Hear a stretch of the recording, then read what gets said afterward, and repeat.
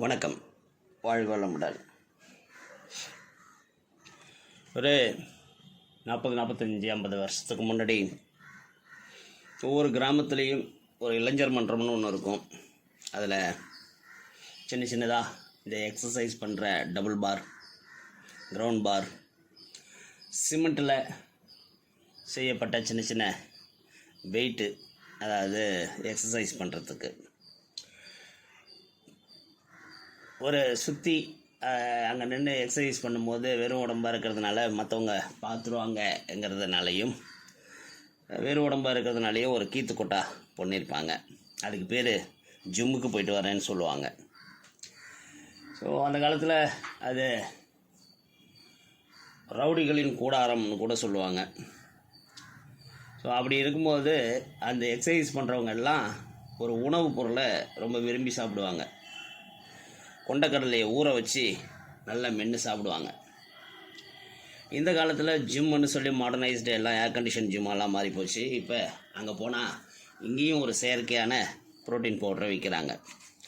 அப்போ புரோட்டீன்கிறது உடல் நலத்துக்கு, உடல் ஆரோக்கியத்துக்கு, உடலை கம்பீரமாக்குவதற்கு, உடலை முறுக்கேற்றுவதற்கு தேவைங்கிறத நம்ம புரிஞ்சுக்கலாம். அதனால் இப்போ அந்த கடலையை பற்றி கொஞ்சம் பார்ப்போம். கடலை போடலாம். இந்த கடலையோட பல பேர்கள் இருக்குது. சீசர் அரினேட்டம் இங்கிலீஷ்லேயும், பெங்கால் கிராம், சிக்கன் பீ இங்கிலீஷில் சொல்கிறாங்க. தெலுங்கில் செனகலுன்னு சொல்கிறாங்க. சான்ஸ்கிரிட்டில் சன்கான்னும், மலையாளத்தில் கட்டளை என்னும், கன்னடத்தில் கடலை என்னும் சொல்கிறாங்க. இது சாதாரணமாக இந்தியா முழுவதும் கிடைக்கக்கூடிய செடி வகையை சார்ந்தது. மருத்துவ உபயோகமும் உள்ளது. இலை, விதை, சமூலம் எல்லாம் மருத்துவ குணம் நிரம்பிய ஒரு செடி தாவரம். இதோட சுவைனா இனிப்பு, வீரியம்னா சீதம், பிரிவுனா இனிப்பு பிரிவு, செயல்படும் தன்மைன்னு பண்ணா குளிர்ச்சியை உண்டாக்கி, அதாவது ரெஃப்ரிஜிரேட்டர்னு சொல்லலாம். பித்த சமனி, ஆன்டி பைலிருபின், அதை பித்தத்தை குறைக்கும். காமம் பெருக்கி இன்னும் சொல்கிறாங்க. ஆண்மையை வீரியப்படுத்தும்னு சொல்கிறாங்க. சிறுநீர் பெருக்கி இன்னும் சொல்கிறாங்க. இலைச்சாறுங்கிறது இதோட இலையோட சாறு பசியை தூண்டி மலமிளக்கி, கடலை புளிப்பு தோற்பி சுவையிலையும் இருக்கும். கடலையோட குணம்னு போயிட்டா வயிற்று பீசம், பித்ததாகம், குடல் நோயுடன் கூடிய கிரகணி, மயக்கம், மூலவாயு இவைகளை உண்டாக்கும். நல் மருந்தை முறிக்கும்னு கூட இதை பற்றி சித்த மருத்துவத்தில் சொல்லியிருக்கிறாங்க. அதாவது அகத்தியர் குணவடாகத்தில் நிறைய சொல்லியிருக்கிறாரு. இந்த பச்சைக்கடலை பற்றி சொல்லும்போது அவர் தேகம் தழைக்கும், தாது விளையும், நுரையீரலுக்கும் பலம் தரும்னு சொல்கிறார் அகத்தியர் அவரோட குணவடாகங்கிற நூலில். கடலை புளிப்பு அல்லது கடலை காடி, கடலை செடிகள் மீது பாயும் பனி நீரை சுத்தமான வெள்ளை சீலையால் இரவில் போட்டு காலையில் சூரியோதயத்துக்கு முன் சென்று எடுத்து பிழிந்தெடுப்பதே கடலை புளின்னு சொல்கிறாங்க. மற்றொரு முறையில் கடலையை வேக வைத்து பானையை சுத்தி செய்து சாம்பிராணி புகை காட்டி பின் கடலை வேக வைத்த நீருடன் பானையில் விட்டு மூடி அதிக வெயில் இல்லாமலும் உள்ள இடத்தில் வைத்து புளித்த பின் வடிகட்டி காடியை எடுத்துக்கொண்டு மீண்டும் கொதித்து ஆறிய நீரை விட்டு அதேபோல் தேவையான அளவு பக்குவமாக செய்தால் வினிகர் என்னும் கடலை காடி கிடைக்கும்.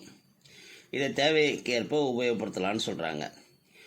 இந்த கடலை செடியோட இலை மருத்துவ குணம்னு பார்த்தோம்னா, இலையை வேக வைத்து அடிப்பட்ட வீக்கம், மூட்டு பிசகல் முதலியவைகளுக்கு சூட்டோடு வைத்து கட்ட குணம் தரும்.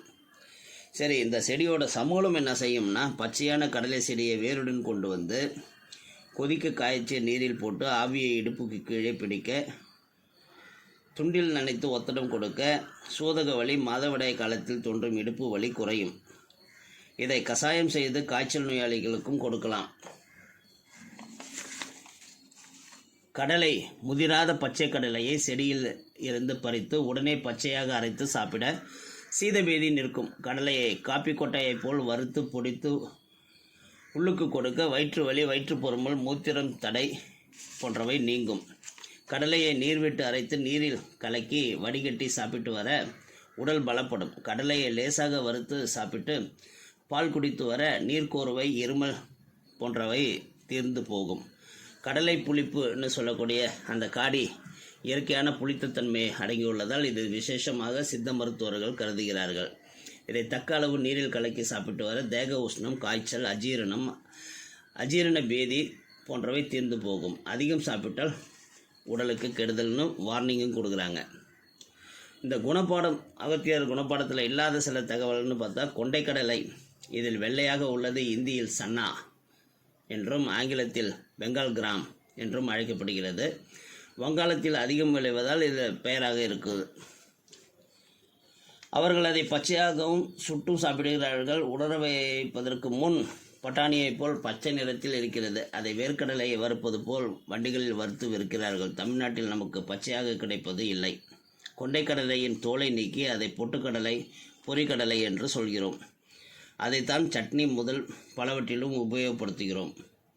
முறுக்கு, தட்டை முதல் பலவற்றிலும் இந்த பொட்டுக்கடலையை சேர்க்கும்போது எண்ணெய் குடிக்காமல் இருக்கும். பொட்டுக்கடலையில் ஆந்திராவில் செய்யும் பருப்பு பொடி மதிய உணவோடு அதிகமாக விருப்பப்படும் ஒரு உணவாக இருக்கிறது. இது தமிழ்நாட்டிலும் கூட மிகவும் பிரசித்தம். மிகவும் காரமாக சுவையாக இருப்பதால் இதை கன் பவுடர் என்றும் கூறுவர்.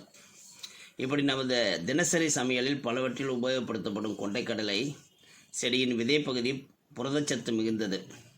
சைவ உணவு உண்பவர்களுக்கு புரதத்தை நாம் பருப்பு, பயிறு வகைகள், தானியங்கள், பால் மற்றும் பால் பொருட்களிலிருந்து பெற வேண்டும். மற்ற நாடுகளில் நமது நாட்டைப் போல பலவிதமான பருப்புகள், பயிர்கள் அவர்களுக்கு கிடைக்காது. பொதுவாக தானியங்களுடன் பருப்பு அல்லது பயிறு வகைகளுடன் 5:1 ரேஷியோ விகிதத்தில் சேரும்போது எல்லா முக்கிய அமினோ அமிலங்களும் சேர்ந்து முழுமையான புரதமாக நமக்கு கிடைக்கிறது என விஞ்ஞானம் கூறுகிறது. இதையே நமது முன்னோர்கள் இட்லி, தோசை, பொங்கல் என்று பல டிஃபன் வகைகளில் மட்டுமின்றி மதிய உணவில் சாதத்துடன் கூட்டு, பொரியல், சாம்பார் என பலவற்றிலும் ஒவ்வொரு விதமான பருப்பு வகையை சேர்ப்பதன் மூலம் பெற இயலும் என்பதை மெய்ஞானத்தின் மூலமே உணர்த்தி சென்றனர். மற்ற பயிறு வகைகளை விட கொண்டைக்கடலையில் அதிகம் விரும்புகிறோம். கொண்டைக்கடலை காற்றில் உள்ள நைட்ரஜனை முழுமையாக செடியாக இருக்கும்போதே மண்ணில் சத்துக்கள் அதிகரிக்க செய்கிறது. கொண்டைக்கடலையை வேக வைக்கும் போது ஒரு சிலர் சீக்கிரம் வேக வேண்டும் என்பதற்காக சமையல் சோடா சேர்ப்பதும் உண்டு. இந்த சோடாவை சேர்த்தால் முக்கியமான தயாமின் என்னும் வைட்டமின் அழிந்துவிடும். சிலருக்கு முழு பயிர்கள் உண்ணும் போது வாயு தொல்லை ஏற்படும். ஊற வைத்த தண்ணீரை மாற்றி நல்ல தண்ணீரை ஊற்றி வேக வைத்தால் வாயு பிரச்சனை குறையும். மேல்தோல் வெடிக்கும் வரை நன்கு மெத்தென்று வேக வைத்தால் வாயு தொல்லை அதிகம் வராது. வேகும் போதே ஒரு சிறு துண்டு இஞ்சியையும் அதனுடன் சேர்க்கலாம். பிரவுன் கொண்டைக்கடலை வெள்ளை கொண்டைக்கடலையை விட சத்துக்கள் அதிகம். ஒரு சில சத்துக்கள் வெள்ளை கடலையில் இல்லை. பயிறு வகையிலேயே கொண்டைக்கடலையில் தான் நல்ல புரதம் கிடைக்கிறது. கிட்டத்தட்ட 100 கிராம் அளவில் உள்ள கொண்டைக்கடலையில் 17.1 கிராம் அளவுக்கு புரதம் கிடைக்கிறது. இது எல்லா முக்கிய அமினோ அமிலங்களிலும் இருக்கிறது. முளை கட்டும் போது பல சத்துக்கள் அதிகமாகும். சுலபமாக ஜீரணமாகும். முக்கியமாக என்சைம்கள் அதிகரிக்கும். விட்டமின் சியும் கிடைக்கும். புரதம் சுலபமாக ஜீரணமாகும். சீக்கிரமாக வெந்து போகும். இந்த முளை கட்டுவதுங்கிறது அந்த முளை கட்டிய கொண்டைக்கடலையை வறுத்து மால்ட்டாக மாறும்போது நல்ல மனம் கிடைக்கும். எல்லா சத்துக்களும் நிறைந்த முழுமையான உணவு இது என்று கூறலாம். எடை குறையவும் இதய நோய் வராமலும் தடுக்க ஒமேகா 3 என்ற கொழுப்பு சரியான சதவீதத்தில் ஒமேகா 6 என்ற கொழுப்புடன் கலந்து இருக்கும் ஒரு உணவுப் பொருள் தினமும் ஏதாவது ஒரு விதத்தில் சேர்த்து கொண்டால் ஆரோக்கியமாக வாழலாம்.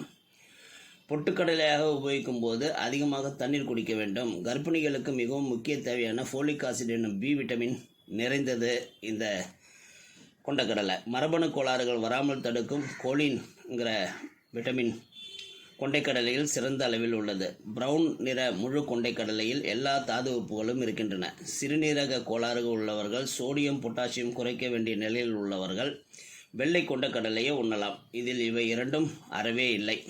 சல்ஃபரும் இல்லைங்கிறது கூடுதல் தகவல். பிரவுன் கொண்டைக்கடலையில் எல்லா தாதுக்களும் இருக்கின்றன. Magnesium, sodium, potassium, copper, magnesium, chromium, sulphur, துத்தநாகம் எல்லாமே இருக்குது. பிரவுன் கொண்டைக்கடலை வெள்ளை கொண்டைக்கடலையோடைய சத்துக்கள் அதிகம். பயிர் வகைகளிலேயே கொண்டைக்கடலையில் தான் நல்ல புரதம் அதிகமாக உள்ளதுங்கிறதும் நம்ம புரிஞ்சுக்கணும். அப்போ வெள்ளையாக இருக்கிறவெல்லாம் பொய் சொல்ல மாட்டான், வெள்ளையாக இருக்கிறவெல்லாம் நல்லவான்னு நம்புகிற நம்ம மைண்டுக்கு வெள்ளையாக இருக்கிற பொருளுக்கு விலையும் அதிகமாக கொடுக்குறோம். வெள்ளை கொண்டைக்கடலை ப்ரௌன் கொண்டைக்கடலையோட விலை அதிகமாக இருக்கிறது ஒரு சிந்திக்க வேண்டிய விஷயங்கிறதையும் உணருங்க. அதனால் உணவில் கொண்டைக்கடலையை சேர்ப்பது, கொண்டைக்கடலையை அவித்து கொடுப்பது, சின்ன சின்ன வகையில் நம்ம உணவில் கொஞ்சம் கொஞ்சமாக சேர்த்துக்கிறது, இதெல்லாம் ரொம்ப நல்லது. ஒரு காலகட்டத்தில் எங்கள் அப்பாவும் நானும் தனியாக சமைச்சு சாப்பிட வேண்டிய சில காலங்கள் இருந்தது. அந்த காலகட்டங்களில் எங்கள் அப்பா இட்லியை சுடுவார், அதுக்கு சாம்பார் அரைக்கிறதுக்கு கொடைக்கல்லுன்னு சொல்கிற மாவு அரைக்கிற கல்லில் கொண்டைக்கடலையை அவிச்சு போட்டு அரைச்சி நாங்கள் சட்னி செஞ்சு சாப்பிட்டது ஞாபகம் வருது. ரெண்டாவது, என் பேரன் இப்போ கொண்டைக்கடலையை அவிச்சு கொடுத்தா ரொம்ப விரும்பி சாப்பிட்றாங்கிறதும் சந்தோஷமான ஒரு விஷயம். அதனால் பிள்ளைகளுக்கு பழக்கங்கள் நல்ல புரதத்தை. வாழ்க வளமுடன், நலமே சூழ்க.